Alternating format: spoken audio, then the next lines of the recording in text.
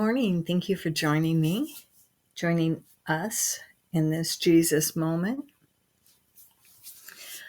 Yesterday was one of those days. It's one of those life moments where you're running around almost late. There's road construction. So I tried an alternate route on the GPS, but I couldn't see the road signs in the dark. So I'd pass something and little glimmers of familiarity would pass by, and I knew I'd been there before. I just didn't know if here was where I was supposed to be. Was it going the correct way? I was on a time deadline. I couldn't be late. Oh, those moments of uncertainty. Am I on the right path? I'm a planner, and I find comfort in setting goals for what's happening today, next week, next month, next year. I'm not foolish enough to believe that they're going to go the way I plan. Life just doesn't go according to plan. But it's nice to have a direction to go for. There's times in life, though, when making it through the day, the hour, even the moment can be brutal.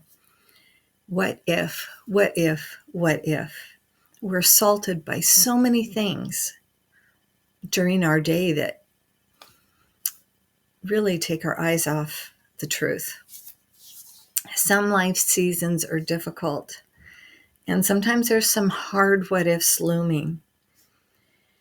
Transforming those survival moments into a thriving, trusting God mode takes reframing.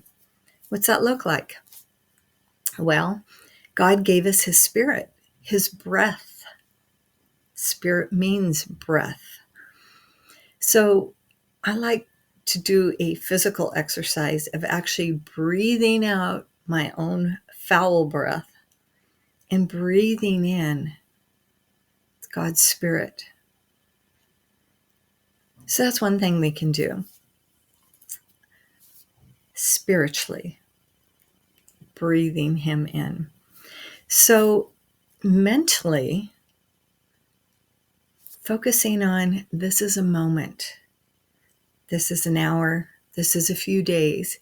This is not a definition of life. This is not a lifetime. And I don't have to handle it all today. I just have to handle the moment. What about the what ifs? Praying that if out and just being left with a what God is going to do in and through these moments, these days that are difficult. Jeremiah 29:11 says, "For I know the plans I have for you, declares the Lord, plans for welfare, not for evil, to give you a future and a hope." And in Matthew 6:33 through 34, he says, "Seek first the kingdom of God and His righteousness, and all these things will be added to you. Do not be anxious about tomorrow, for tomorrow will be anxious for itself. Sufficient for the day is its own trouble." So we face one challenge at a time, one day at a time, one moment at a time. And remember, God is there through each. He doesn't leave us alone.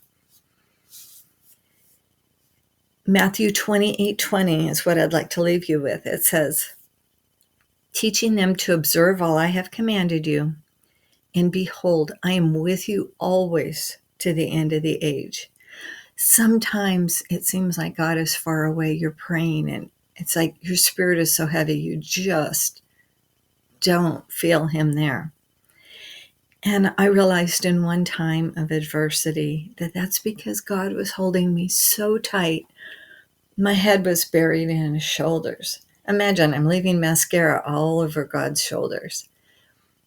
But those times when He seems far away, maybe He's so close, you just can't see Him because you're buried in His shoulders.